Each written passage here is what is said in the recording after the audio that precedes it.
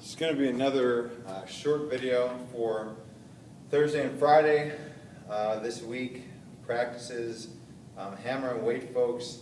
You're doing a bunch of the drills that you've already done. Again, now it's just a lot of repetition, right? We're doing these same drills for a couple of weeks.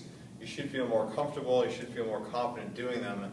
Make sure you're just working on something different every time, whether it's posture, on your turns when you're stepping to 180, really making sure that you're down on your legs, nice and tall, the chin's up, right? Your eyes are out, working on positioning every single time. Maybe it's on the left, or you see the right hand turning, making sure you're consistently moving, and then also actively pushing so that you get a little bit faster as you go, holding your posture every single time, especially as you start to speed up. On the static drill, again, you've done this before, and now it's getting comfortable using those winds on the first time to really build into your first turn, but still being patient on the first turn. Right? So it's 2 winds, 1 turn. You really catch it right after that first turn. So it's wind, wind, turn. Find it right now. Wind, wind, and then 2 turns, right? Before you release it. Okay, so really just use this time to be very technical in these drills, especially as you get in your 2 and your 3 turn actual full throws. Really make sure that you're treating this as rhythm throws. If you feel good at the end for either the 2 or the 3 turns, it's okay to put a little bit more behind it, but this is just building a foundation for all the throws and the weight and the hammer that we're going to do for the rest of the year. Javelin folks, same idea.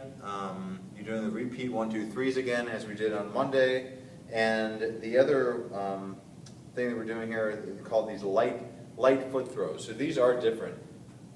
So these are basically another progression into your 3, 5, or even full throws.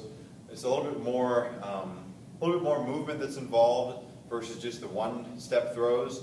So you'll have warmed up your arm and done some 1-step throws, and now what we're doing is instead of just going right into 3-step, we're going to start, right, so the sector's out in front of me, we're starting here, javelin is back, left arm out, and instead of doing crossovers and starting with, with the left foot back, we're starting square, and we're really just hopping on our feet a little bit to get a little bit of movement, a little bit of rhythm before we plant and throw. So it's here, I'm moving, I'm hopping, left, right, left, right, left, right, and then finish. Okay, there's not really even a certain number of steps that I'm expecting or looking for. I just want you to do a couple. You're probably only going to end up moving, about 5 or 6 meters. So it's just here, hop, nice and light. I'm on the balls of my feet, right? You can move nice and easily here, but you're moving laterally as well. And then plant and throw. Okay, so you're going to feel it. These will go a little further than just your 1-step throws because you have a little movement involved, but you're still nice and tall. The right arm is nice and long with the javelin. Left arm is relaxed but out in front. And we're hopping, nice and light feet. Finish. Okay, just like that. You'll get the hang of it as you do a little bit more. Then going into our 3 and 5-step throws, same thing as the hammer.